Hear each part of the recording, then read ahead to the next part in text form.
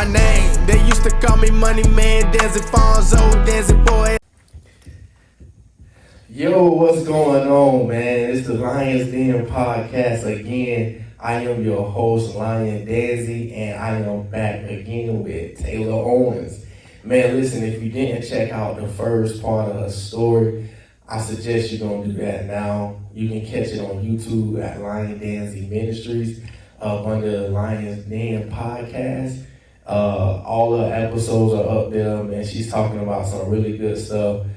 Just her story in general is very powerful. So today we're going to actually talk about another segment of her story that we didn't cover the first time. So if you're now tuning in, it's your first time listening to the Taylor Owens story, I suggest you go back and listen to part one of it and then come listen to this one. But if you want to just check this one out and then move the other way, it's fine. But either way, you got to check her story out. It is super crazy, super good. And I know it's going to actually help somebody. So Taylor, since we last sat down, man, what's been good? Nothing much. Yeah.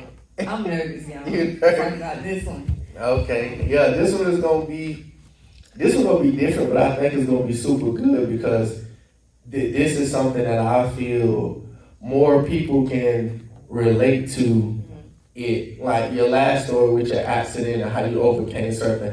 Like that's good too.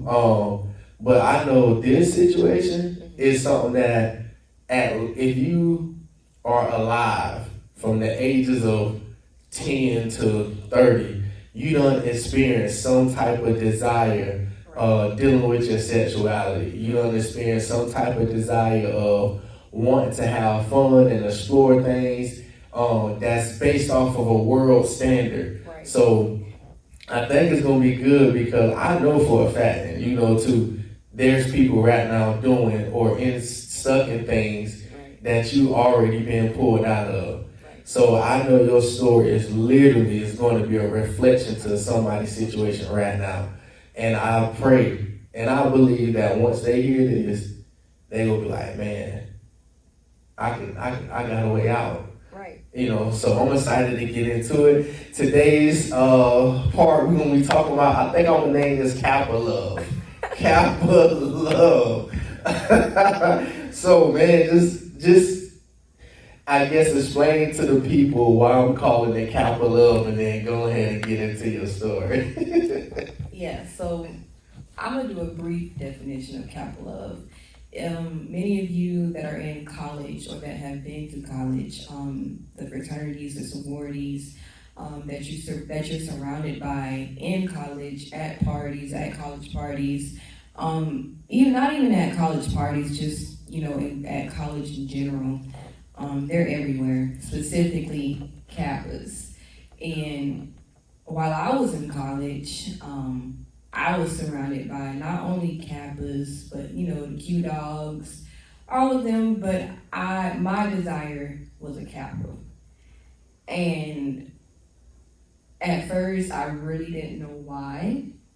I guess it's because that's all you've seen in college and at parties, and if you didn't have the attention from a Kappa, it's like I'm not gonna say you're not important, but you're not really grasping the attention from other, you're not grasping attention from other people either. If you're not grasping attention from a person from out of a, fraternity or sorority. Yeah. One time for the shoe game though, look, the legends, come on now. I used to have them back in the day. I was contemplating about getting them, and I was like, I went in the Foot Locker. And I said, hey man, because I seen they had them on the app. Yep. But I'm like, okay, normally when a shoe like this drop, you have to raffle for it. But it was already letting me add it to the cart. And I'm like, that seemed a little sketchy. Went and so, hey man, y'all got the legends? He was like, yeah, but they don't drop till 5. So all of our reserves, they already separated. So after 5 p.m., if you come in, it's first come, first serve. I was in the mall, it was 2. I'm like, I'm not driving back out here at 5 o'clock to try to. I didn't even pay the retail price. I paid the resale price for them. So Yeah. I ain't get them when they first came out. I had to pay the resale. Oh no, cause I know right now on Flight Club, them suckers probably about $350. I got them off of Gold. 200. Anyway. Lesson learned. So okay, yeah. So back to what you were saying about the Kappas, and if you didn't get attention from the Kappas, then you kind of was like almost like a lame, like Right. or watch this. You probably don't look good enough, Right. because the Kappas ain't even noticing you. Right. Yeah. Okay. Correct, and that's how I would describe it as well. I remember my freshman year of college. I was actually in a relationship, but when me and the ex I had at the time, when we broke up, that's the first attention I got was from a Kappa. And it's like he was trying to pursue me while I was in a relationship, but at the time I was faithful to the person I was with. And I told him, hey, I'm in a relationship, and he knew I was in a relationship. And at the time, I thought he respected that. But all along, he didn't. So when he found out that me and my ex had broke up, that's when he started coming. Yeah. And at first, I was like, okay, well, I have somebody in my corner that that I can not only be vulnerable with, but they're here in the time of my need. Like, they know that I'm going through a heartbreak, and he was telling me like, hey, whatever you need, I'm here. Come over. Listen, and this is just with one experience with the Kappa, one experience. Yeah. But yeah, when he found out that me and my ex had broke up.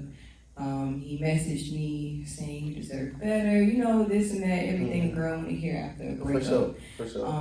So me and my best friend at the time, I was actually engaging into what he was saying, because I was so vulnerable, like my heart was just open. Yeah. And eventually I started giving in, and one day me and like I said, the best friend I had at the time, me and her went over to his house, and we had like a game night, and it was going good. I mean, everybody was laughing, talking, joking, playing games and stuff like that. But when everything was over, he asked if I wanted to stay the night. While my best friend was there, and she was like, Taylor, I don't think this is a good idea. You don't really know him like that. But at the same time, I'm like, this is a Kappa. Like, everybody, like these men. And I know he got girls. So they started to see me with him and like, maybe back off. But I didn't stay the night with him at that specific night. The first day I went to the house. But like the second night, that's when stuff started like moving forward. Like we started having deep talks, and people be a sucker for deep talks. So after that, one thing led to another. Started staying the night. Started engaging in sexual activity. Eventually, it led me to having sex with him. And after the fact, I did see a change in him after that. And it's so crazy because I knew at the time that I didn't want to do the stuff that I was doing. But I guess it was the attention that I was getting from him. I felt like I wasn't getting from my ex because we were going through so much. It was a long distance relationship. But yeah. Yeah, that's so. And it's just for me to get context, because I got questions I want to ask, but I would want some context. So the relationship with you and your ex, did it end because of the long distance thing, or was it like, it just was young puppy love, and it really didn't have any substance? So I would say our relationship was very toxic, and it wasn't no better because we were long distance. He was in Mississippi for college, and I was in Jacksonville, and it was just toxic. Me and him both know that, and it ended off on a bad note, and eventually we broke up. Yeah. And that's when I became Yeah. heartbroken. You know, so as I'm sitting here listening to this, I'm thinking about, you know, my own situations and stuff. And it is, I think people really minimize how difficult it is to have developed companionship with a person, even if it was toxic. Right. Because most of the times we haven't truly been modeled how to coexist with the opposite sex. Right. We haven't truly been modeled how to have a healthy relationship. Because even people say, oh, well, you look at your mom and dad. But parents, really, to be honest, parents really don't be training and teaching. Right. Parents think that just because you see something or you're exposed to something, you already have the mental capacity to break down what it is, why it's this way, that, and that's just not what it is, right. You know. So a lot of times we build these relationships off of codependencies, off of the need to be wanted, off of traumas, and like most of us be trauma bonded and all of this stuff, and we ourselves sometimes don't even know, man, why am I connected to this person? Right. Like, I know this ain't about nothing. We always argue, but then the sex be so amazing, and it's like all of the little good parts that's still toxic, right. Like that keep us connected to that junk. Right. So then don't add years on it, 2 years, 3 years, whatever. And then when it's time for that relationship to be severed, you know, you truly did have emotions for this person. Right. You truly did have a love for this person. Right. Just because it was toxic does not diminish how you felt about a person, right? And that's another thing that people, they think because it's not healthy, because look at the Israelites. Their situation in Egypt was not healthy, right. But these people had so many memories, so much history, so much everything in Egypt. So when that relationship was severed, even though they was moving to freedom, they still had an emotional connection with the past. Right. So people be really trying to downplay, oh, it was ours anyway. He was cheating in. She was doing this. Bro, at the end of the day, I love the person. At the end of the day, I shared parts of myself and life with this person that a lot of people don't even know about. Right. Them deep conversations you just talking about, you know how many deep conversations I done had with this person where I'm telling them about who I am as a being? Right. You know, so all of that stuff collectively creates this strong, you know, affection and companionship with a person. And when that's over, what we don't do is we don't truly heal from it. Right. What we do is we find another person, right? And here's the crazy thing. We forget that this new person is not our old person. Right. And we try to do all of the stuff that we was doing with our old person with this new person. And we don't know nothing about this new person. We don't know their mindset, their morals, their ethics. We don't know nothing. Why are you telling my business? We don't know nothing because I went through this too. So as you talking, I'm like, oh man, that's crazy. That's crazy. So yeah, I just want you to know, I know how hard it is. It's difficult. And correct me if I'm wrong, if you can agree to this, when I was dealing with it, I really didn't, I was trying to find a way to fight, but I really didn't, at the time, I didn't have no real scriptures that I can follow as like an outline, and I really didn't have no upbringing in, okay, now my heart is split open, and I'm feeling all of these things, because mind you, I was foreign to my feelings. So now the first time in my life, I'm feeling all of these things, and I have no idea what to do with them.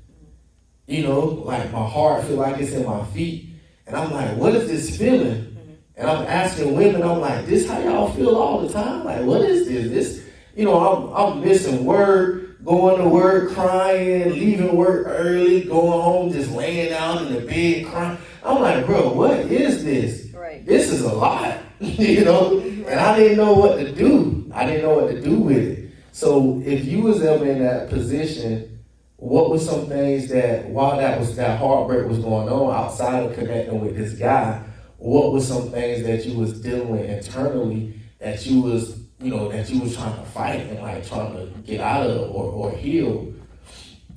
Yeah, so I would say after that breakup, it kind of made me question my worth. Like, was I good enough for the next person? Like, I invested so many years into the person that I was with. Like, will I be able to find somebody else that'll give me what I wanted the last person to give me? It was so many questions that I was battling within myself, and it makes you be in a dark place. It puts yourself in a dark place. So, like, outside of connecting with this guy, after class, like when I was in college my freshman year, I would just sit in my room in the dark and just cry. Like, it was so bad to the point where I had to call my mom sometimes and tell her how I was feeling. And she knew kind of how to help me, because she knew, like, she understood where I was coming from. She understood my hurt. But I would say, like, I had to fight through major depression. I had to fight through trying to get out of a dark place. Even if you do have friends that, that care for you, I would always distance myself away from them because I was trying to figure myself out, like, after that breakup. So it was really hard for me to understand my worth at the time. I can agree to that too. I think the only thing that helped me was because I had a relationship with God.